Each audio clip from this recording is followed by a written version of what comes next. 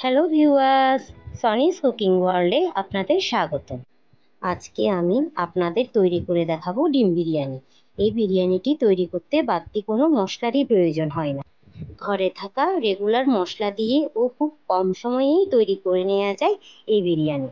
খেতে কিন্তু দুর্দান্ত হয় এই বিরিয়ানিটি। তাহলে কথা না বাড়িয়ে শুরু করা যাক। ডিম বিরিয়ানির জন্য আমি এখানে 4টে ডিম সেদ্ধ করে ভেজে নিয়েছি আর কয়েক টুকরো আলু কেটে লাল করে ভেজে নিয়েছি। চুলায় একটি প্যানে দিয়ে দিচ্ছি আধা কাপ তেল। এতে দিয়ে দিলাম 2টো তেজপাতা। এরপর দিলাম আধা কাপ পেঁয়াজ।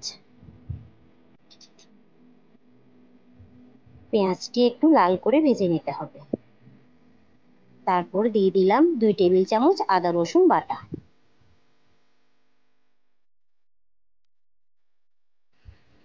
আদা রসুনটা একটু ভাজা ভাজা হয়ে গেলে দিয়ে দিচ্ছি পেঁয়াজ বাটা।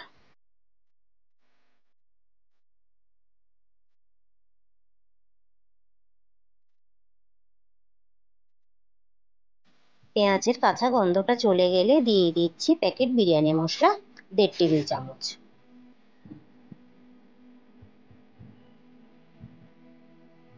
আর ঝালের জন্য দিলাম 1 চা চামচ লাল মরিচের গুঁড়ো, 1 চা চামচ জিরার গুঁড়ো আর আধা চা চামচ গরম মশলার গুঁড়ো। এরপর দিচ্ছি স্বাদ অনুযায়ী লবণ।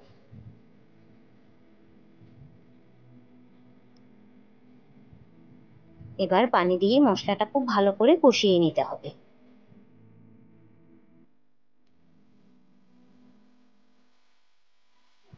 মশলাটা কষানো হয়ে গেছে। এরপর দিয়ে দিচ্ছি ভেজে রাখা আলু।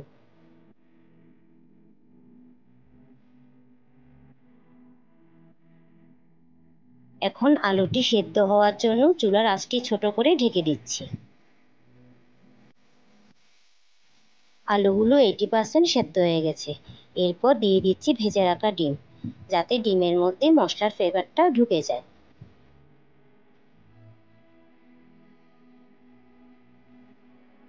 ডিমটি কষানো হয়ে গেছে। এবার অন্য একটি পাত্রে ডিমগুলো তুলে নিচ্ছি।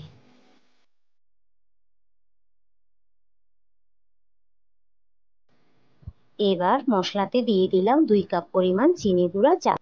চালগুলো আমি আধা ঘন্টা আগে ভালো করে ধুয়ে পানি ঝরিয়ে রেখেছিলাম। চালগুলো মশলার সাথে একটু ভেজে দিয়ে দিচ্ছি 4 কাপ পরিমাণ পানি। আপনারা যে পাত্র দিয়ে চাল মেপে নেবেন সেই একই পাত্র দিয়ে পানিটাও মেপে দেবেন, তাতে করে পানির মাপটা একদম বরাবর ঠিক থাকে। এই পর্যায়ে চুলার আঁচটি লোতে রেখে আর 4টা কাঁচামরিচ দিয়ে ঢাকনা দিয়ে দিচ্ছি। ফিরে এলাম 20 মিনিট পর। দেখুন চালের পানিটা একদম টেনে গেছে আর চালগুলো খুব সুন্দর সেদ্ধ হয়েছে।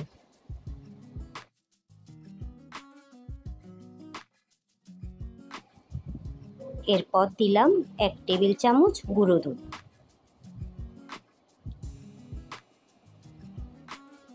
দেড় চা চামচ ঘি,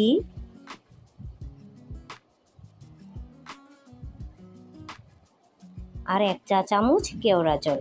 এটি অপশনাল, এটি না দিলেও হবে। এরপর দিয়ে দিলাম মশলা থেকে তুলে রাখা ডিমগুলো। এবার সব কিছু ভালো করে মিশিয়ে একদম লো হিটে ঢেকে রেখে দিচ্ছি 10 মিনিটের জন্য।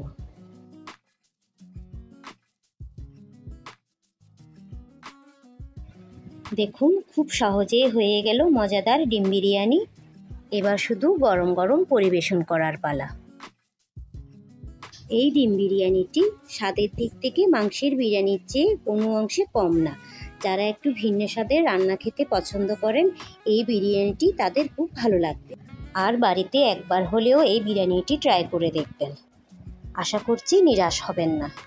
আমার আজকের এই রেসিপিটা নিশ্চয়ই আপনাদের ভালো লেগেছে। ভালো লাগলে একটি লাইক দিবেন আর সাবস্ক্রাইব করে আমার সাথে থাকবেন। ধন্যবাদ।